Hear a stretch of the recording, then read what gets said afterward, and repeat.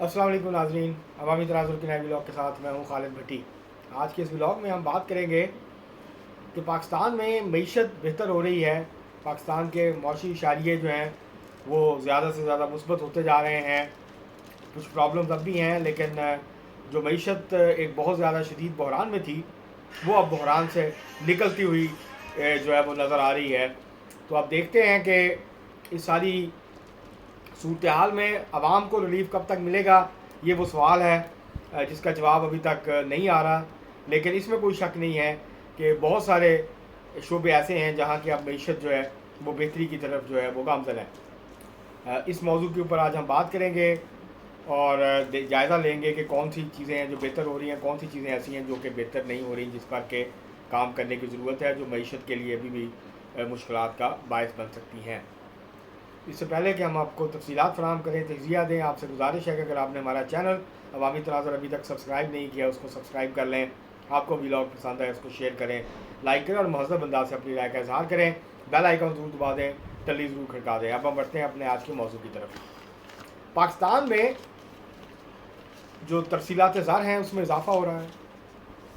وہ اب ایوریج جو ہے ہر مہینے جو باہر سے پاکستانی پیسے بھیج رہے ہیں، وہ اب 2.98 ارب ڈالر ماہانہ کے قریب پہنچ گئے ہیں، تقریباً 3 ارب ڈالر کے قریب پہنچنے والے ہیں۔ اور اس سے ایک بات تو واضح ہو جاتی ہے، جو تحریک انصاف کا پروپیگنڈا تھا کہ اس حکومت پہ کوئی اعتماد نہیں کرتا اور صرف عمران خان آئے گا تو باہر سے پیسہ آئے گا، تو یہ تاثر جو ہے کم از کم اب ظاہر ہو رہا ہے۔ اور ریکارڈ ترسیلات ظاہر ہوئی ہیں باہر سے، جس کی وجہ سے جو کرنٹ اکاؤنٹ ڈیفیسٹ ہے اس کو مینج کرنے میں حکومت کو آسانی ہو رہی ہے۔ دوسرا، جی ڈی پی گروتھ بہتر ہو رہی ہے، لیکن بہت زیادہ بہتر نہیں ہے، لیکن بہتر ہو رہی ہے۔ 2022-23 میں نیگیٹو میں گروتھ تھی۔ یہ پاکستان کی تاریخ کا دوسرا موقع تھا جب منفی گروتھ ہوئی تھی، کنٹریکشن ہوئی تھی بڑی پاکستان کی معیشت میں۔ اس کے بعد پچھلے سال 2.4% تھی، اس دفعہ 3.5% کے قریب پہنچنے کا امکان ہے۔ یہ بھی کم ہے کیونکہ پاکستان میں آبادی میں اضافہ جو ہے اس کی شرح 2.6% ہے، تو وہ اس کے حساب سے دیکھا جائے تو یہ بھی کم ہے، لیکن نیگیٹو گروتھ سے اور پھر 2.4% کی گروتھ سے یہ بہتر گروتھ ریٹ ہے، تو اس میں اضافہ ہو رہا ہے، شرح نمو جو ہے وہ بڑھ رہی ہے۔ تیسری جو بہتری ہے وہ یہ ہے کہ انفلوز جو ہیں ڈالر کے وہ بہتر ہو رہے ہیں۔ زر مبادلہ کے ذخائر اسٹیٹ بینک کے پاس 10.5 ارب ڈالر سے اوپر چلے گئے ہیں۔ ملک کے جو مجموعی زر مبادلہ کے ذخائر ہیں وہ اب 16 ارب ڈالر سے اوپر چلے گئے ہیں، جس میں سے 5.5 ارب ڈالر کے قریب جو ہیں وہ کمرشل بینکس کے پاس ہیں۔ اسی طرح سے جو ایگریکلچر سیکٹر ہے اس میں بہتری ہوئی ہے۔ پہلی دفعہ کافی عرصے کے بعد پہلی دفعہ جو ابھی فگرز آئے ہیں اس کے مطابق جو انڈسٹری ہے، جو انڈسٹریل سیکٹر ہے، اس کی جو گروتھ ہے خاص طور پہ مینوفیکچرنگ، وہ بہت زیادہ بہتر ہوئی ہے۔ اس کے اندر اب وہ نیگیٹو میں نہیں ہے، وہ اب پازیٹیو گروتھ ریٹ ہے، لیکن گروتھ بہت زیادہ نہیں ہے، لیکن پہلے سے صورتحال بہتر ہوئی ہے۔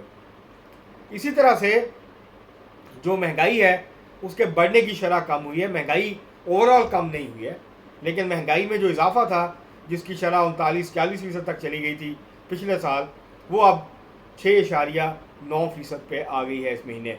تو جو اضافہ ہو رہا ہے، جو ہاں پہ قیمتیں ہیں وہ تو ہیں، اس میں کمی فی الحال اس طرح سے واقع نہیں ہو رہی ہے، بلکہ کچھ چیزوں میں ابھی بھی اضافہ ہو رہا ہے۔ جیسے جو پیکڈ دودھ ہے اس کی قیمت میں اضافہ ہو رہا ہے، اب وہ 100 روپے کا پاؤ ہو گیا ہے۔ اسی طرح سے جو پتی ہے، چائے ہے، اس کی قیمت مسلسل بڑھ رہی ہے۔ خاص طور پہ جو ملٹی نیشنل کمپنیوں کی پروڈکٹس ہیں، ان کے کولڈ ڈرنکس لے لیں، باقی چیزیں لے لیں، اس کی قیمتوں میں مسلسل ہمیں جو ہے وہ اضافہ دیکھنے کو مل رہا ہے۔ لیکن اوور آل جو ہے اب قیمتیں کسی حد تک مستحکم ہونے جا رہی ہیں، کیونکہ جو بہت زیادہ اس میں اضافے کی شرح تھی اس کے اندر جو ہے وہ کمی آ رہی ہے، افراط زر جو ہے وہ کم ہو رہا ہے۔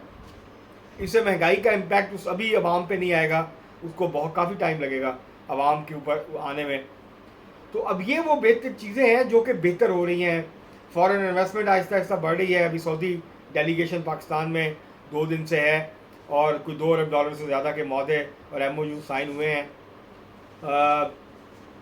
اسی طرح سے جو ایک کرائسس کی کیفیت تھی اور جو ایک پینک تھا حکمران طبقے کے اندر، اب وہ بھی کسی حد تک اس کے اندر استحکام جو ہے وہ نظر آ رہا ہے۔ لیکن جو چیزیں نہیں ہو رہی معیشت کے حوالے سے، جس میں بہتری نہیں ہو رہی، جس کو حکومت ٹیکل نہیں کر پا رہی. ایک تو یہ ہے کہ جو tax to G D P شرح ہے، جو ٹیکس ادا کرتے ہیں پاکستانی، وہ جی ڈی پی کا وہ 9% کے قریب ہے. اس کو 13-14% پہ کیسے لے کے جانا ہے. اس میں اگرچہ فائلرز کی تعداد میں اضافہ ہوا ہے لیکن ٹیکس کلیکشن جو ہے وہ ٹارگٹ سے کم ہوئی ہے. اس کے اوپر بھی کام کرنے کی ضرورت ہے. یہ وہ مسئلہ شعبہ ہے جہاں پہ ابھی بڑی اصلاحات کرنے کی ضرورت ہے. اسی طرح جو قرضے ہیں اس میں مسلسل اضافہ جاری ہے. $60,000 روپے تھے پچھلے سال، اب وہ 70,000 ارب کے قریب پہنچ گئے ہیں. اور اس میں جو غیر ملکی قرضے ہیں اس میں بھی اضافہ ہو رہا ہے.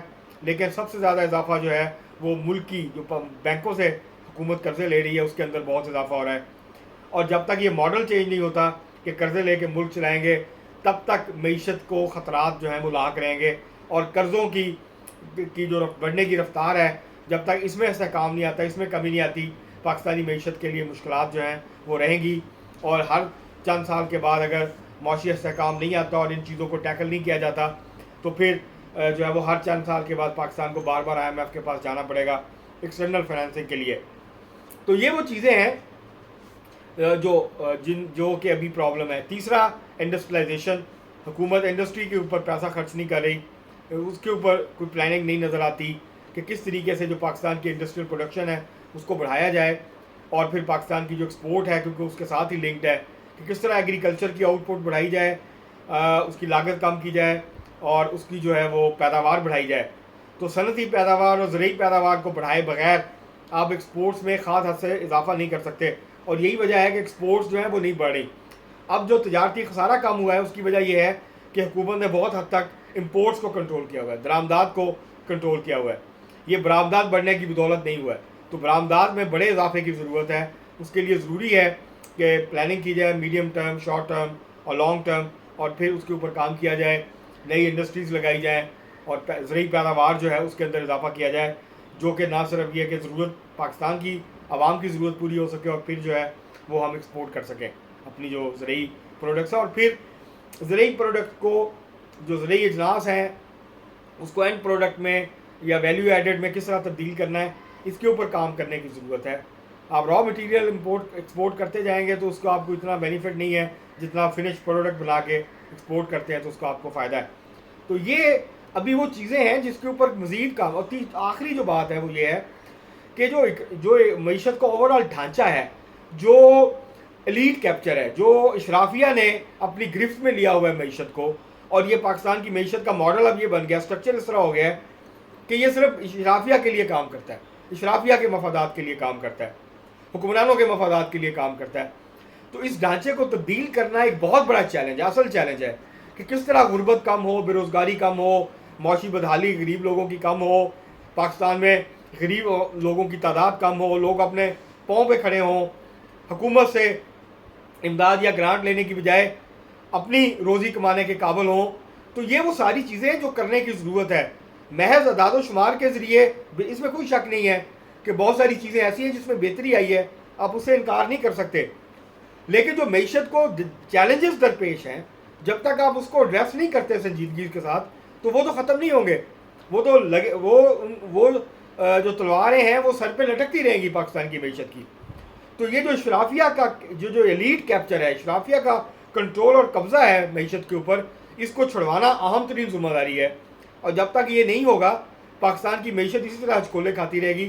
IMF کی جو رپورٹ آئی ہے وہ یہ ہے کہ پاکستان کی معیشت بحران سے نکل گئی ہے.